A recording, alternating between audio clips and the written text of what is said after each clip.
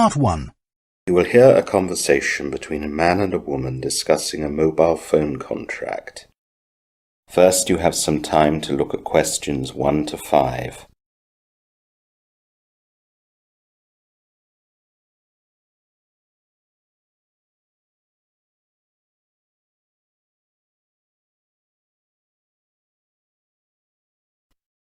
Hello, welcome to RNN Mobile. My name's Tom. How can I help you? Hello, I'd like to discuss my new mobile contract. Would you mind giving me your customer ID? Just a moment, please. Here it is, TR349573. Thank you. Now, just for confirmation, could you provide me with your date of birth? Sure, it's the 12th of March, 1982. And what's the zip code of your current address? It's 85823. What's the number of your house at that location? 30. And finally, your name, please. Jennifer Wright. Would you spell that, please? Jennifer is JENNIFER. Wright is WRIGHT. That's interesting. We had you before as Jennifer, with only one N. I'll just change that. Now, I notice here that we don't have a home number for you. That can be very useful for us in case you have a problem on your mobile and we can't phone you on it. My home number is 01934-981-342. Finally, can you just confirm for me how you pay your monthly bill? I do that with direct debit. Okay, Miss Wright. Thank you. That has confirmed your identity. Before the conversation continues, you have some time to look at questions 6 to 10.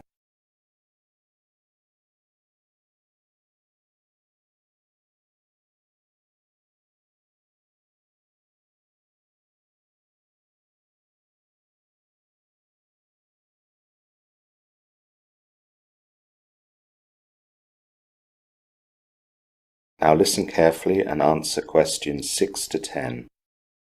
Last Wednesday, I ordered a new contract, but I only saw yesterday that the terms have changed. Absolutely right. Now I wanted to know whether I am also eligible to have an additional 2 gigabytes of internet each month. Just a moment, please. Okay, I just looked into this, and I'm sorry to say that you're not eligible. Could you do anything about it? As a matter of fact, you're in luck. As you did not yet activate a SIM card, we will be able to send you a new contract along with a new SIM card. That would be great. Are there any extra costs? No, there will be no extra costs for you. Furthermore, you will also be able to use our TFR network, which is one of the fastest available. That sounds great. And how about the terms and conditions? Will I be able to terminate the contract? Absolutely. You'll be able to terminate the contract, but you must, however, terminate 30 days in advance. Sounds great. And the price of $45 per month will stay the same? Exactly. May I proceed to delete your current contract and start the new one?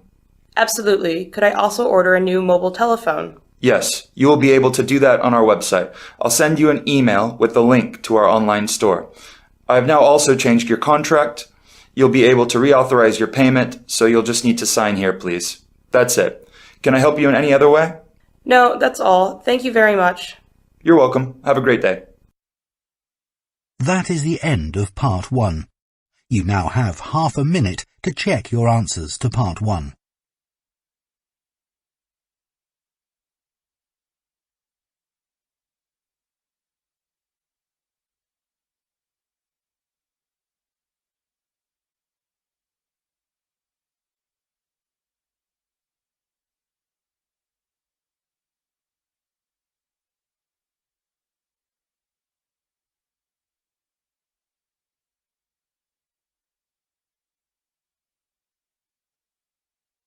Part 2. You will hear a man giving some people information about a holiday park.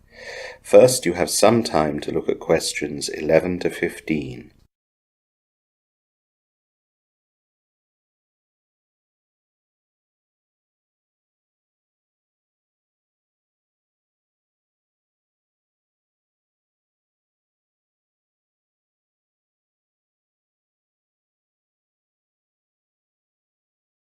Now listen carefully to the information talk and answer questions 11 to 15.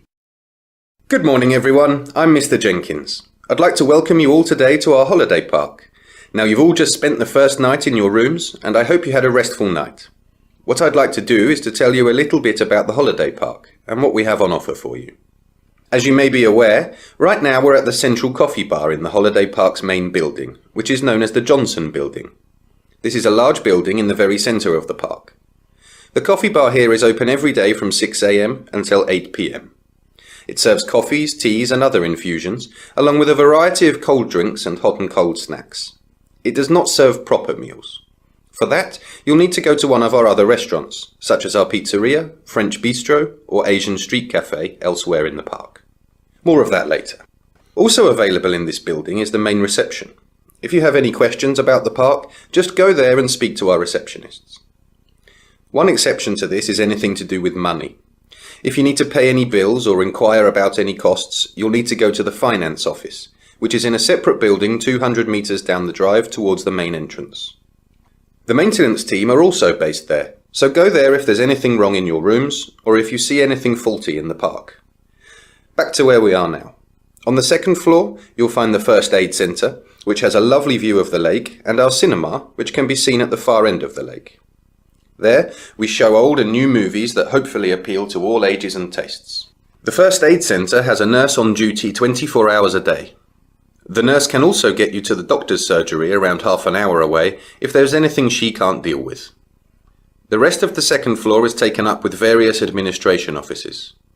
On the floor above that is our fitness area, which you can use at any time if you are over 18 years of age.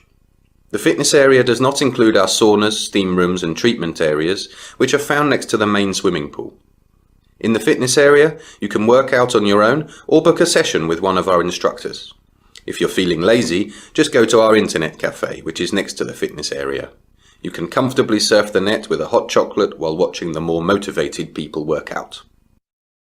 You now have some time to look at questions 16 to 20.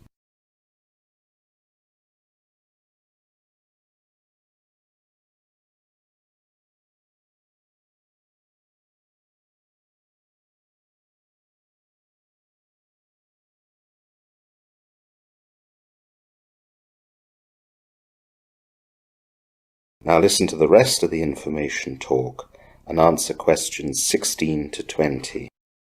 We have plenty of activities for you and your family to enjoy. I will describe some of these now. In the south of the park is our water park complex. It's a £10 entrance fee for the public, but free for residents. Also, this area is open to the public in the afternoons, but in the mornings it's reserved for the residents of the holiday park, and that's you. The water park opens from 9 in the morning and closes at 6 in the late afternoon. The resident-only time changes at midday.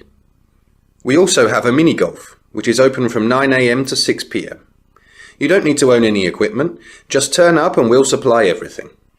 The mini-golf can be quite busy, so we limit the number of people on the area at any one time. Groups of maximum 5 people are allowed to start playing at 5-minute intervals. Reservations are not permitted, so it's run on a first-come, first-play basis. There is no cost for the mini-golf. For the Keep Fit amongst you, we run a jogging club, which meets twice a day. The first session is at 8 a.m. and covers a distance of around 4 kilometres. The jog goes through the forest on easy, flat trails. The second session is at 5 p.m. and is longer, at 6 kilometres. This also goes through the forest on well-tended trails, but is hillier and more demanding. Both the jogs are led by 2 of our fitness instructors. One will lead the jog and the other will bring up the rear. The sessions start with some warming up exercises and end with stretching. Not far away is the historic town of Levington. With its medieval castle and the historic old town with the old fortified walls still standing, this is a popular visiting place for our guests. We have a minibus service that goes to Levington every day at 1 p.m. and returns at 5 p.m. There's an extra cost of £2 return for this service. Tickets can be bought at the main reception area. You can also buy tickets from the bus driver, but if all the tickets are sold, you may find yourself disappointed, so book ahead if you really want to go. That is the end of part 2. You now have half a minute to check your answers to part 2.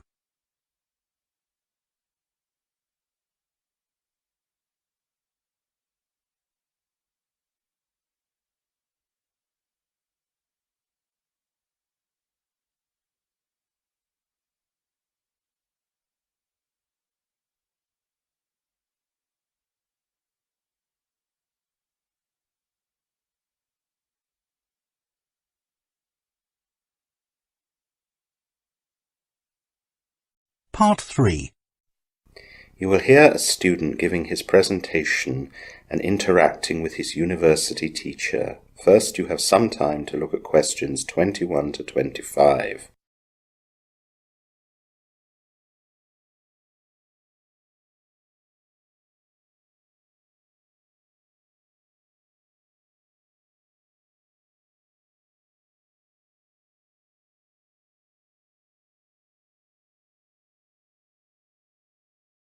Now listen carefully and answer questions 21 to 25. Good morning, Professor Norris. We're all here now. Thanks, Alex. Good morning, everyone. Today we're going to hear from Alex, who is going to do his presentation. First of all, I'd like to tell you that next week's seminar on your next essay is not in this room, but in room 425 in the History Department. It's the room that has all the pictures of the Great Wall of China in it. We're doing a swap with the History Department for just that day so that they can use this larger room which will suit their purposes. Now, Alex, are you ready? Yes, thank you, Professor Norris. I'm ready. So what do you plan to talk about today? Well, many of you will have heard of the Forest of Dean. Let everyone know where it is, just in case. It's on the borders of South Wales and England, near the River Severn, which is the longest river in the UK. Thank you. Now, what are you going to tell us about the Forest of Dean? I'd like to focus today on the new colonies of wild boar that have sprung up in the forest. These are wild pigs, if you didn't know. This fits in with our core subject, which explores how new non-indigenous species can affect a natural environment. Surely wild boars are native to the UK, though. They were, but they went extinct here around 700 years ago. I know it's not quite the same, but 700 years is a long time, and the forest environment adapted to the boar's absence. It's pretty much the same as if a foreign species were introduced. Yes, I think I agree with that. So, boars were once common in the Forest of Dean and were hunted for food. In medieval times, boars from the royal forest were supplied for the king's table. There is a record of an order for 100 boars and sows for a Christmas feast in 1254. Boars are thought to have become extinct in Britain due to overhunting not long after this time, although disease also was a more minor factor. The farming of wild boars in Britain became fashionable in the 1970s, but the principal issue facing the industry was that it was not particularly profitable. In 1999, boars escaped or were released from a farm near the Forest of Dean. In 2004, a group of about 60 farm-raised boars were dumped near the forest. Really? So many boar escaped from one farm? No. In the second case, the boar were released. A farm was going out of business and it was easier for them to just release the boar rather than go through the selling process. Were they prosecuted? I'm afraid I don't know. I just focused on the boars. That's okay. It's not important. Anyway, very soon it was clear that the two released populations had merged and, in spite of worries by the Forestry Commission regarding limited bloodlines, a healthy breeding population was surviving in the forest. The breeding has caused the population to grow steadily, and there is now believed to be in excess of 800 boars in the Forest of Dean, with the population expanding out into neighbouring areas. Boar are now feral throughout the forest area, and the Forest of Dean population is the largest of the breeding populations that now exist in England. You now have some time to look at questions 26 to 30.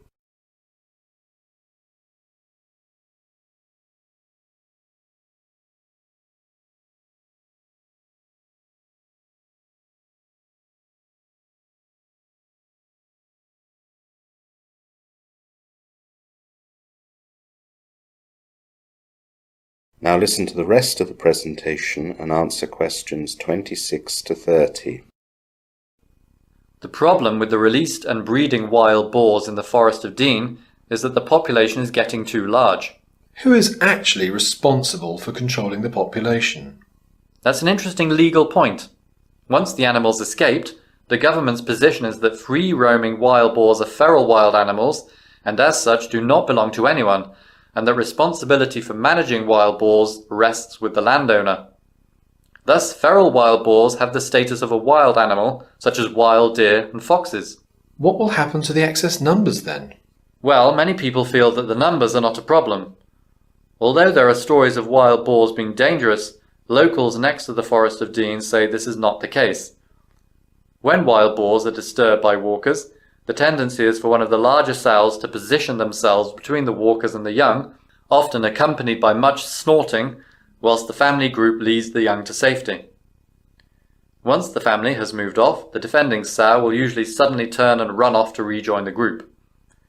The defending sow may well also be provoked into a mock charge at the intruding people, particularly if that group continue to approach for a better look, or simply because they have not noticed the boars.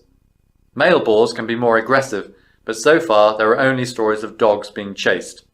I don't expect that the government have accepted the stories of locals. Absolutely not. There are now regular culls of the wild boar population by the Forestry Commission in the Forest of Dean.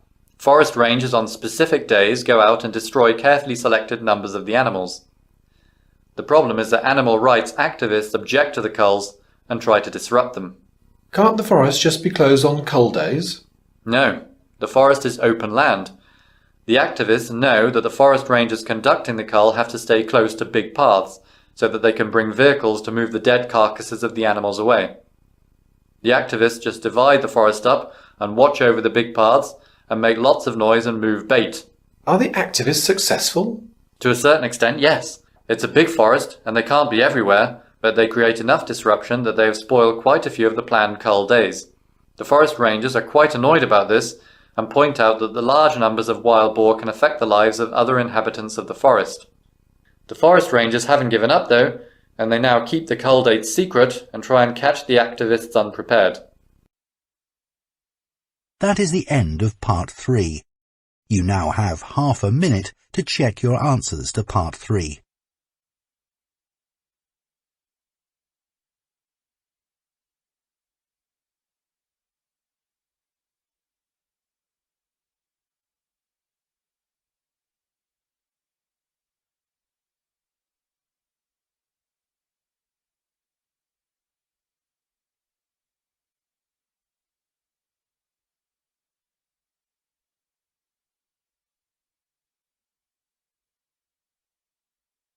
Part 4. You will hear part of an environmental science lecture on bottom trawling fishing in New Zealand. First, you have some time to look at questions 31 to 40.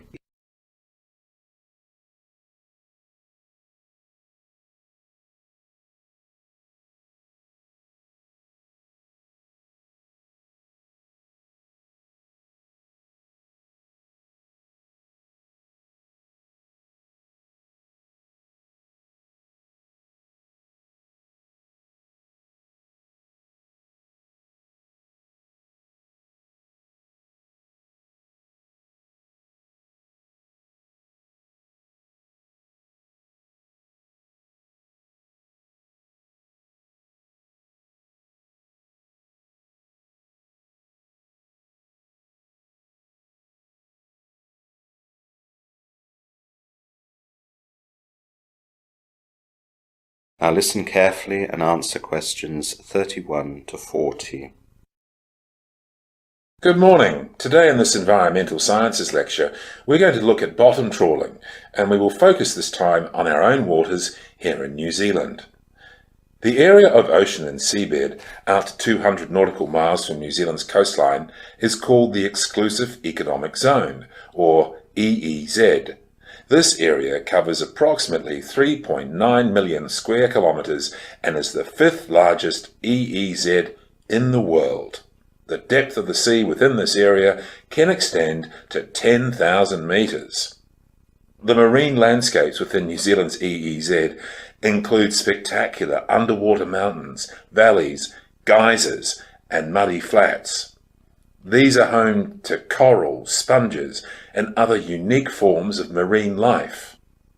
Fishing can damage the seabed and the corals, sponges and other life found there, particularly when bottom trawl or dredge fishing gear is used. How much damage occurs depends on a number of factors, including the type of seabed habitat that is being fished and the particular equipment being used. Conservation groups say bottom trawling is the most destructive type of fishing undertaken in the world's oceans today. Bottom trawling involves dragging huge heavy nets along the sea floor.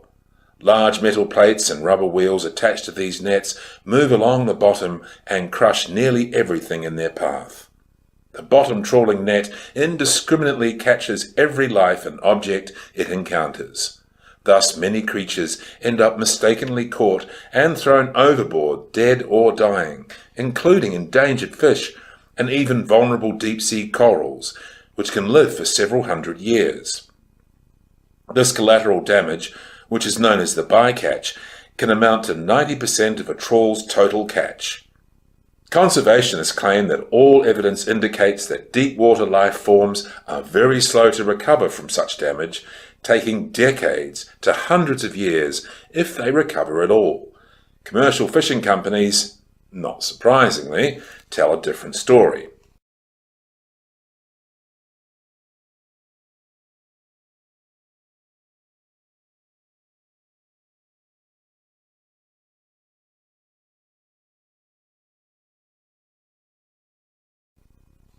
All human activity has some degree of impact on the natural environment. What is important is that these activities are closely monitored to ensure that impacts are managed and kept to an acceptable level. The New Zealand Ministry of Fisheries says it closely monitors bottom trawling as part of a comprehensive fisheries management regime. In New Zealand, one of the ways this is achieved on land is by setting aside large areas as national parks, where activities such as intensive farming are not permitted. In the marine environment, the approach is no different. In 2007, the New Zealand government, with the support of the fishing industry, closed 1.1 million square kilometres of seabed to bottom trawling and dredging, which is close to a third of New Zealand's entire EEZ. The 17 separate closed areas, known as benthic protection areas or BPAs, mainly cover areas of New Zealand waters that have never been trawled. The seabed within these areas is largely in an untouched state and includes the full range of deep-sea underwater landscapes that occur across the EEZ. In addition to the BPAs, 18 areas around underwater seamounts and geysers have been closed to all types of trawling because of the unique marine life that is found there. Across New Zealand's EEZ, half of all known seamounts and all known active hydrothermal vents are closed to all trawling.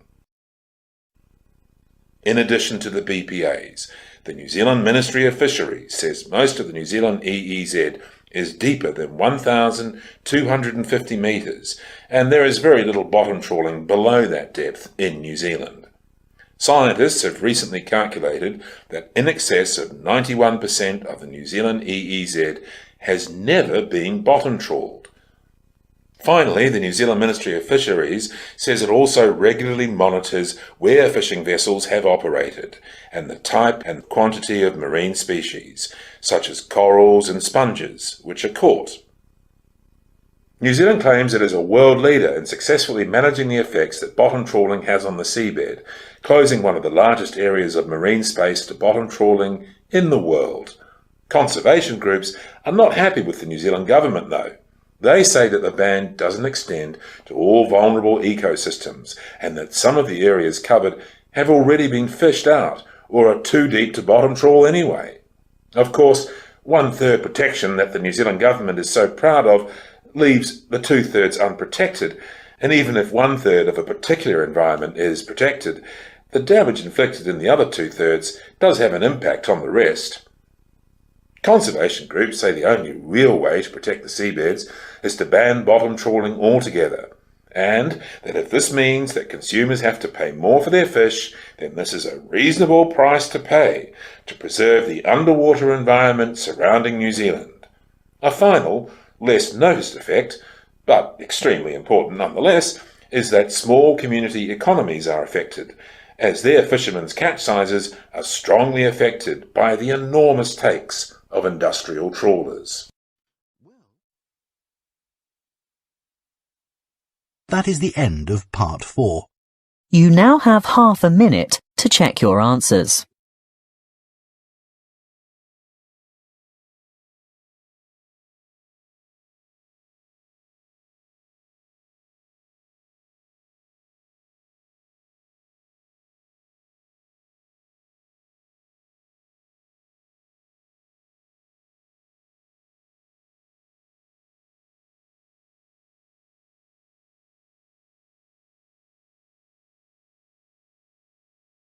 That is the end of the listening test. You now have 10 minutes to transfer your answers to the listening answer sheet.